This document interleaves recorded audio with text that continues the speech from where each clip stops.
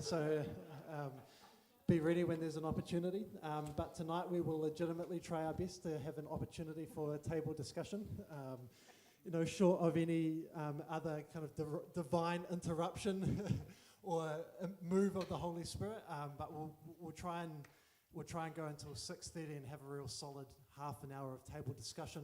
Because I'm really keen for us to have a time to just dialogue about what we've been hearing. We've been looking at priestliness for about 4 or 5 weeks, and we've had, the theme that we've been looking at in the night about becoming these priests has been incredibly intertwined with what we've been looking at in the mornings on faith and faith that sees. So after we've had our time on the panel, it would be awesome to break off into groups and to talk about what does it mean to be this royal priesthood that the scriptures prophesy about the church, who the church is supposed to be. So just keep that in the back of your mind as you're,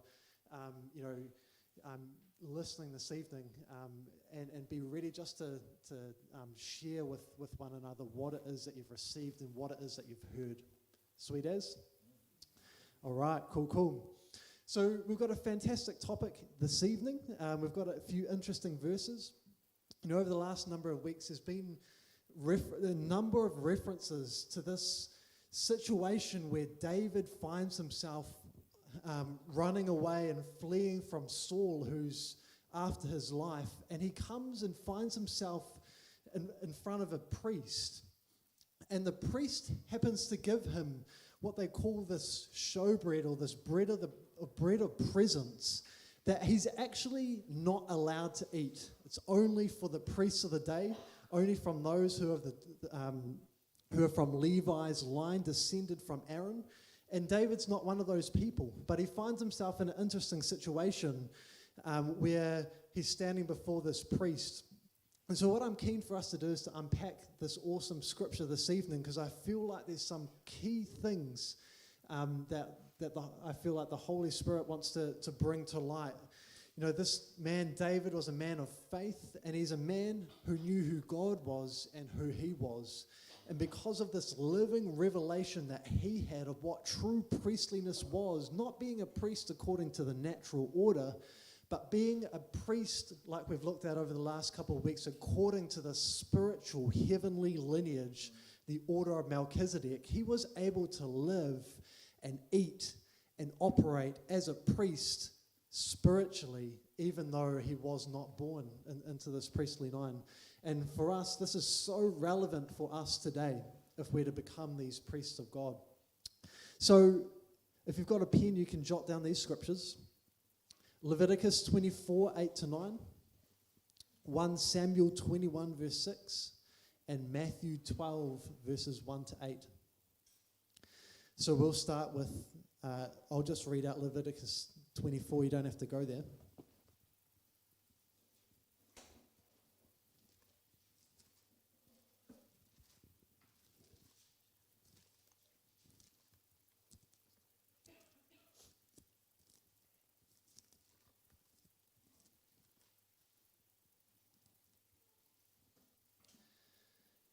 All right, this is Leviticus 24, 8-9. I'm just going to read the key parts, and you can go away and have a read of it properly when you get home. But there's a list here of certain traditions and laws that came down through Moses. And it says this in verse 7, you shall put pure frankincense on each row. He's talking about the priests, that it may be a memorial portion for the bread, even an offering by fire to the Lord. Every Sabbath day he shall set it in order before the Lord continually. It is an everlasting covenant for the sons of Israel.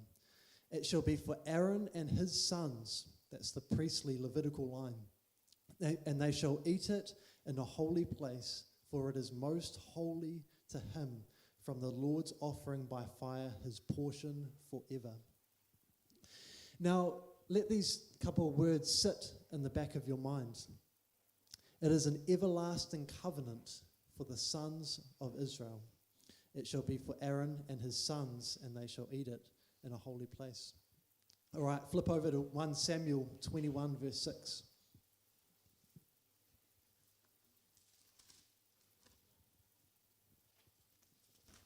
It's all right to read a little bit of scripture every now and then, eh? Even if it's from the Old Testament, even if it's from Leviticus, I reckon.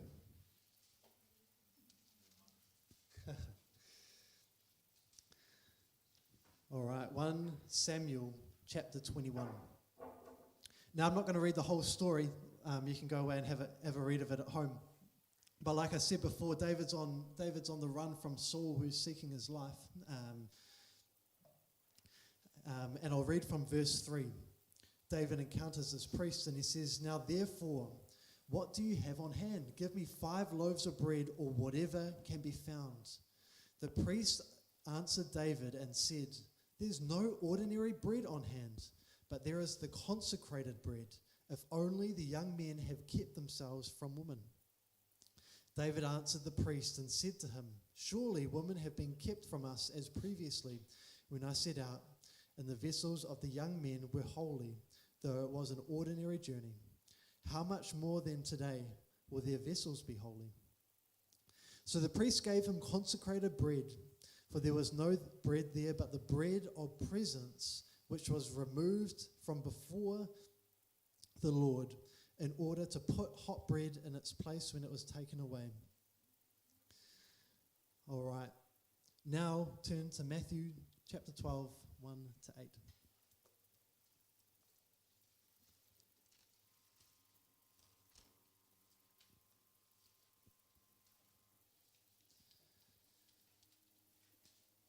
All right, it says this. At that time, Jesus went through the grain fields on the Sabbath, and his disciples became hungry and began to pick the heads of grain and eat. But when the Pharisees saw this, they said to him, "Look, your disciples do what is not lawful to do on a Sabbath." But he said to them, "Have you not read what David did when he became hungry, he and his companions? How he entered the house of God and ate the consecrated bread, which was not lawful for him to eat, nor for those who were with him, but for the priests alone. Or have you not read in the law that on the Sabbath the priests in the temple break the Sabbath and are innocent? But I say to you that something greater than the temple is here. But if you had known what this means, I desire compassion and not sacrifice, you would not have condemned the innocent. For the Son of Man is Lord of the Sabbath." Fascinating little passage, hey? And it can be so easy when you read the scriptures to gloss over these kind of passages, particularly if it's Leviticus. You know, but actually contained within Leviticus and in every book of the Bible is eternal promises for us to lay hold of and enter into. You know, we've been looking for the last number of weeks about priestliness. And, you know, to be honest, I can't think of anything more irrelevant for this modern day and age, naturally and physically, than being a priest. And the things of God, you just think of the kind of things that we talk about here on a Sunday evening. Being a priest, sitting on God's throne and reigning with him for 1,000 years in the future. Being a temple, being the bride of Christ. All of these things, you think, like, if you weren't seeing God's heavenly and eternal calling and purpose for the church, you would think that they are absolute, complete, utter rubbish. What on earth are we talking about? This is a book of laws that was written 4,000 years ago. It's totally worthless. But yet, it's these very scriptures that can bring to light, well, not the scriptures themselves, what lies behind the scriptures is God's promise for us today as priests of this eternal spiritual order, priests according to the order of Melchizedek. So what I'd be keen for us to do amongst the panel this evening is to really dive into what was it that enabled David, who wasn't a priest, to stand before a priest and eat this bread of the presence that was only for this priesthood to eat while not being a priest. Why was it that David, who got married 2 chapters earlier, was able to stand before the priest and to enter in and to eat bread that was only for people who hadn't been with a woman before? Physically, what is he talking about? Is God endorsing lawlessness, or is there something here for us to grapple with and wrestle with? Cool? All right. So what I might do is, if we start in Matthew chapter 12, and we'll just work our way through. We'll start at Matthew 12, verse 1. At that time, Jesus went through the grain fields on the Sabbath, and his disciples became hungry and began to pick the heads of grain and to eat. But when the Pharisees saw this, he said to them, "Look, your disciples do what is not lawful on the Sabbath." Guys, anything that you want to pick up on this interaction between Jesus and the Pharisees? Or do we want to continue on to the next verse?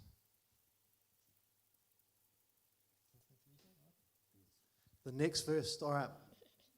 But he said to them, "Have you not read what David did when he became hungry, he and his companions, how he entered the house of God and ate the consecrated bread which is not lawful for him to eat, nor for those with him, but for the priests alone?" Noel, I don't know if do you want to kick us off? How was David able to enter into this temple of God and eat this bread that was only reserved for the priests? Probably what I'll do is I'll start from way in the beginning, because David is a man known for his heart after God. And so even when he was a shepherd boy looking after his father's sheep in the wilderness, his heart was always after the Lord. And you could see that in the Psalms, and you could see how he depended on God for everything, even protection, even when wolves come and lions come. And even when he was already king, living in a stately palace, he would always prefer to dwell in the tent of the tabernacle, spending the night there. And you would see that in the Psalms, it's talking about how a day in the temple is worth 1,000 years elsewhere. And so that sense of love, that sense of desire for the Lord, that sense of intimacy for the one of God, for God, created something, I think, established a sort of relationship that God himself has revealed to David the mysteries of Christ that were far beyond his contemporaries. I'm fully convinced of this, that in his day-to-day, even though you can find it in the Psalms, how David could accurately quote the sacrifice of Christ on the cross. And I think it's not just about him being able to see Christ crucified. He could also see the repercussions, the consequences, the results of it. And so David, literally, because of his close intimacy with the Father, was able to see, as we physically see now, what Christ has done. And it's like him coming into our midst today and being able to see the glorious freedom that we have, how we can just on our own come directly to God, how we can feast of his word, how he could speak to us and how we could eat of his manna. And he desired that so much that he was able to live the life of the future in his current generation, in his present. And so David was able to see the future with such conviction and such belief that he was able to live the future, even though it never happened, it hasn't happened yet, as if it has already happened, and he lived it in the present. And that qualified him to eat of the bread that the people who were living in the current generation didn't know, because that mystery wasn't revealed to them yet. Because it was a mystery that was revealed in the future. And so David accessed that, and just like I think when we are now, when we are able to see the coming of Christ, when you are able to see the future things of the church, are we in such a conviction that we're able to live the life of the 1,000-year reign in the present? It's quiet. That's awesome, eh? And I think, you're saying he was able to live the life of the future, but the future was a now living reality for him, eh? Because I just think of, even who the first priest was, even before the law even existed. It was Melchizedek, And so he was living from the future, but he was also living from what was already set in motion from before the foundations of the world, eh? Living from and for a higher order, hey? Cool. I love the fact that there's a knowledge of God, which is what faith is, isn't it? A knowing, and that knowing has come through revelation. That has come. It's always initiated from the Father first, and there's a confidence and a knowing that He is His refuge, and He is merciful. He is compassionate, and you see the not knowing Him, but the being so tied up in the application of the rules and the functions that's actually being played out in this interaction with Jesus. There's the not knowing, so there's the picking holes in the rules and the regulations, but the not knowing the heart, not knowing Him. And so Jesus knows the Father, and so He is well able, because He knows that the Sabbath has been made for man, not man for the Sabbath. He knows that the heart of keeping the Sabbath, the fourth commandment, it was for man. It wasn't to be tying everyone up in knots. It was actually a law that was given out of compassion and mercy for. When you read it, it's for your family and your servants and your slaves and even your ox are to have this day, of rest. And so what the Pharisees are living from the things that have been added to, and it says in Revelation that we are not to take away or add to. And yet, as far as the commandments are concerned, a lot of things have been taken away from them. And in this particular one, they just added heaps and heaps and heaps and heaps of stuff. And so there's no knowledge of God. And the Sabbath was about being still and knowing Him, developing a relationship, So that I just see that the parallels are so clearly, that David also had people with him, and he was caring for the people that were with him. Jesus had people with him, and he was caring for people that were with him. They were in need. They were able to access, because he had access. He had revelation that everything of the kingdom was available, and there was no boundaries. Totally. Interesting what you're saying about the Sabbath, because the Pharisees here are concerned that Jesus' disciples aren't keeping the Sabbath.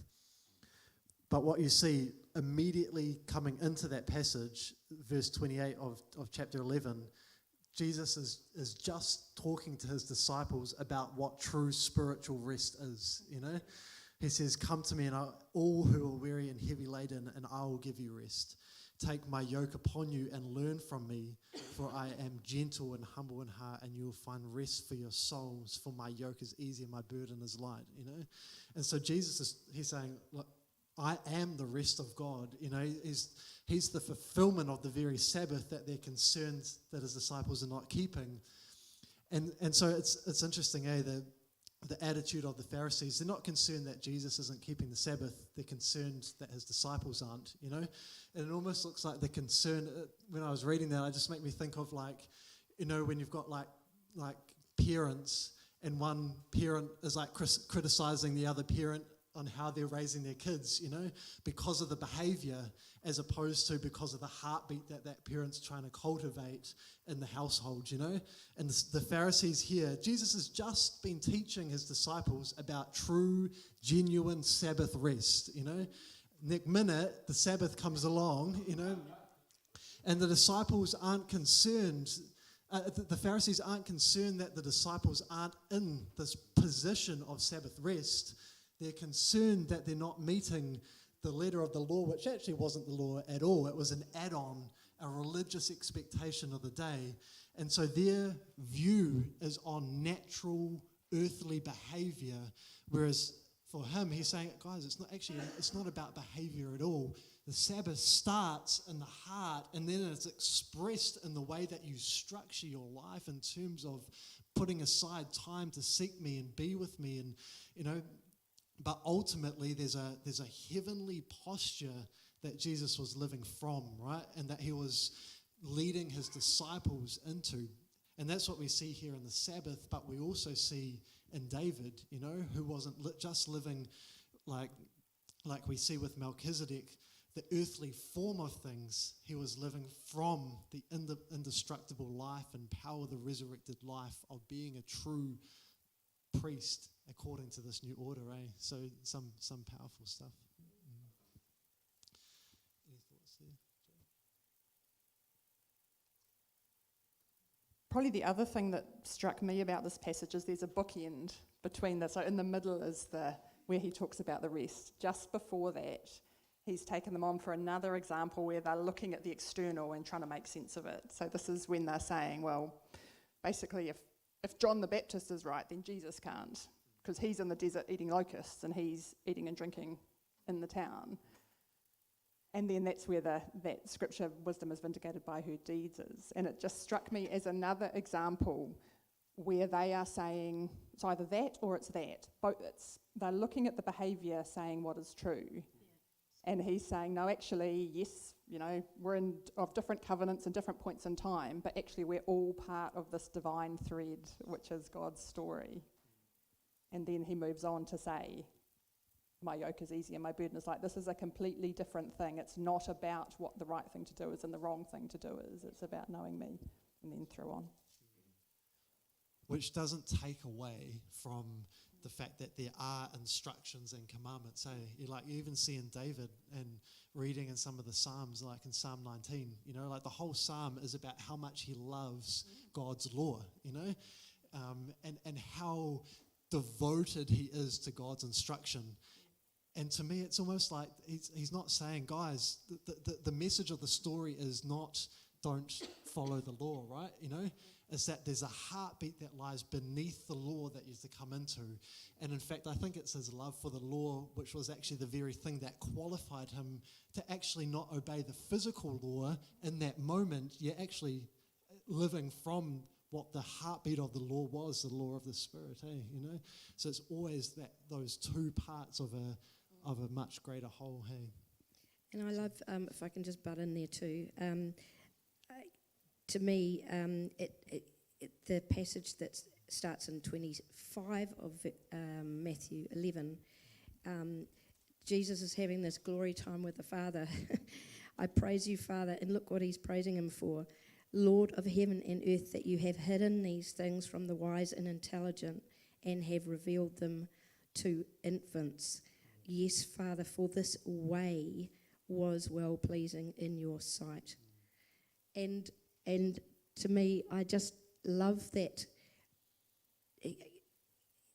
you know, all of these things are so connected to each other because you have the flesh that wants to enter in and come close to God and thinks that it's about keeping these things and the things that we do And so it's judging everything by what we do and our behaviour, and therefore is judging others by their behaviour and everything. And yet it doesn't know him. It doesn't have any power to bring us into the true knowing of him that brings life in us.